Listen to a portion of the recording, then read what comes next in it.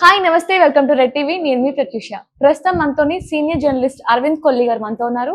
సార్తో మాట్లాడి మరిన్ని విషయాలు తెలుసుకుందాం. నమస్తే సార్.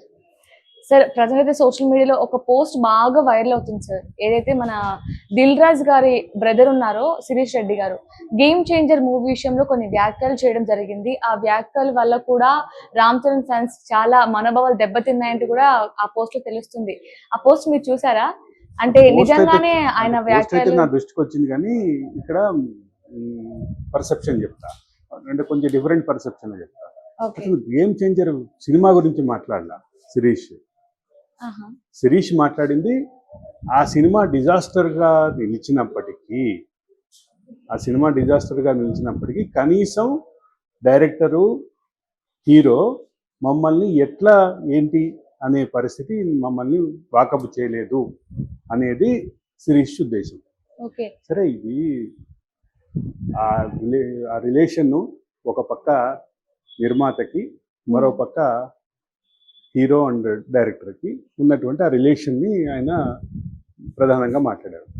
నాకు ఇంకా బాగా గుర్తమ్మా, ఒక ఇద్దరు ప్రొడ్యూసర్లు పైన కుర్చీలో కూర్చుంటే అప్పటి మొనార్కులు, అప్పటి అంటే ఒక towering personality NT Rama Rao, Akkineni Nageswara Rao, Kanta Rao and SV Ranga Rao, వీళ్ళందరూ కింద కూర్చున్నటువంటి ఫోటో ఒకటి బాగా సర్క్యులేషన్లో ఉండేది. ఒక ఎందుకంటే నిర్మాత అనేవాడు అంత ముఖ్యం, డైరెక్టర్ అనేవాడు అంత ముఖ్యం అంటే అనేది అంత రెస్పెక్ట్ ఇచ్చేవాళ్ళు అప్పుడు. Got my point? నేను ఆన్సర్ చెప్పేశాను నీ ప్రశ్నకి. అంటే నా ఉద్దేశం ఏంటంటే, నిర్మాతని, డైరెక్టర్ని అట్లా గౌరవించేటటువంటి రోజులు ఒకప్పుడు ఉండేవి కదా. ఇప్పుడు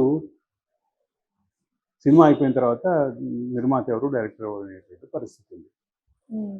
ఆ కార్డియల్ రిలేషన్స్, అయ్యో నాకు ఇంత మంచి అవకాశం ఇచ్చినటువంటి నిర్మాత కదా, ఇంత మంచి పాత్ర ఇచ్చినటువంటి డైరెక్టర్ కదా అనేటటువంటి గ్రాటిట్యూడ్లు లేనటువంటి ప్రస్తుత పరిస్థితులు చూస్తున్నాం. నేను రామ్ చరణ్ని తప్పు పట్టట్లేదు, శంకర్ని తప్పు పట్టట్లేదు.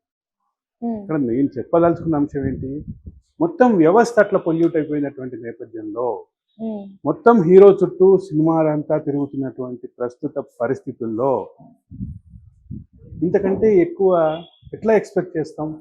అసలు ఇప్పుడు నేను ఈ మాట అంటే ఇంకొంచెం వివాదం అవుతాం, కానీ తన సొంత బాబాయి నిర్మాతగా తీసినటువంటి సినిమా ఫ్లాప్ అయితేనే రామ్ చరణ్ పట్టించుకోలేదు అనేటటువంటి విమర్శ అయితే ఉందా?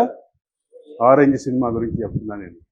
ఆరెంజ్ సినిమాలో సొంత బాబాయి ఆ సినిమా భారీగా నష్టపోతే రామ్ చరణ్ నుంచి ఆ రకమైనటువంటి రిసెప్షన్ లేదు, అంటే ఓదార్పు లేదు, ఆ రకమైనటువంటి పాజిటివ్గా తీసుకో బాబాయ్ అని అదే మాట, ఒక్క మాట లేదు, మేమందరం ఉన్నాం బాబాయ్ అని అనలేదు అనేటువంటి విమర్శ అయితే ఉందిగా. తెలుగు ఇండస్ట్రీలో ఆ విమర్శను ఏం చేయలేదు, చేసిన ఆయన వాళ్ళ బాబాయే. సూసైడ్ దాకా వెళ్ళాలన్నటువంటి పరిస్థితి నాగబాబు ఉంటే, నాగబాబు సోదరులు, నాగబాబు కంటే పెద్దవాడైనటువంటి చిరంజీవి, నాగబాబు కంటే చిన్నవాడైనటువంటి పవన్ కళ్యాణ్ ఆదుకున్నారు. కానీ ఆ సినిమా హీరో అయినటువంటి రామ్ చరణ్ సరైనటువంటి స్థాయిలో రెస్పాండ్ అవ్వలేదు అనే విమర్శ అవుతుందిగా. ఉందా? వాళ్ళ బాబాయికే దిక్కు లేనప్పుడు ఇంకా సిరీస్కి ఎక్కడ వస్తుందమ్మా? ఈ మాట అంటాం కొంచెం ఇబ్బందికరమే, కానీ వాస్తవం అది. వాళ్ళ బాబాయినే కన్సోల్ చేయలేదు, ఇంకా సిరీస్ని ఎక్కడ కన్సోల్ చేస్తాడు? అయితే అంటే ఇప్పుడు అది ప్రొడ్యూసర్ గారు ఒక హీరోనే అన్నారు, కానీ అది ఖచ్చితంగా ఆడియన్స్ మనోభావాలు దెబ్బతినే అంతగానే ఉన్నాయంటారు. ఒక బిజినెస్ రిలేషన్ లో అసలు ఆడియన్స్ ఎక్కడ ఉన్నారు? సినిమా నచ్చినా నచ్చలేదు ఆడియన్స్ కి, అది చూసుకోవాలి. ప్రేక్షకులు, అభిమానులు అంటే చూసుకోవాలి. రామ్ చరణ్ పర్సనల్గా వాళ్ళ అంటే ప్రొడ్యూసర్కి ఫోన్ చేసి మాట్లాడలేదు, శంకర్ మాట్లాడలేదు అనే ఆ పాయింట్ని తీసుకొచ్చి మళ్ళీ రామ్ చరణ్ పర్ఫార్మెన్స్ మీద, రామ్ చరణ్ యాటిట్యూడ్ మీద, ఇంకా వేరే విషయం వాటి మీద కలపొద్దు. అది ఆ సబ్జెక్ట్, అది అంతవరకే ఉంచాలి. ఓకే. అంటే ఇప్పుడు ఈ వ్యాఖ్యలు చేయడం వల్ల శిరీష్ గారికి ఏమైనా ప్రభావం చూపించే అవకాశాలు ఏమైనా ఉన్నాయంటారా? ఇప్పుడు ఈ రిలేషన్లో ఎట్లా ఉంటుంది,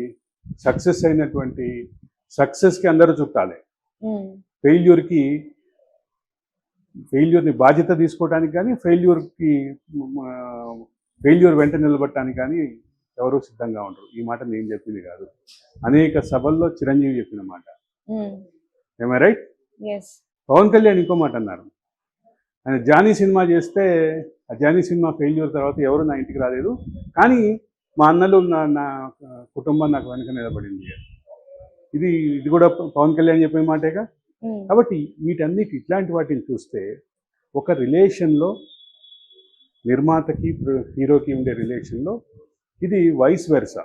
నిర్మాత నుంచి కూడా అదే రకమైన రెసిప్రోకల్ ఉండాలి, హీరో నుంచి కూడా రెసిప్రోకల్ ఉండాలి. హీరోనే కాదు, టెక్నీషియన్స్ ఎవరైనా, నటులు ఎవరైనా ఈ రకమైనటువంటి పాజిటివ్ యాటిట్యూడ్ తోటి ఉండాలి.